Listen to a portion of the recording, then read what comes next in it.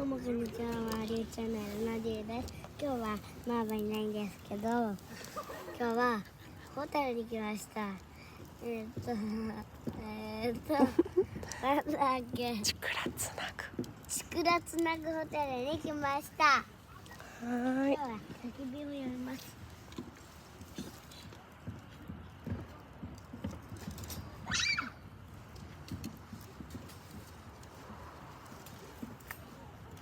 できた。イエイ。火遊びはしないように注意しましょう。しないように気をつけてね。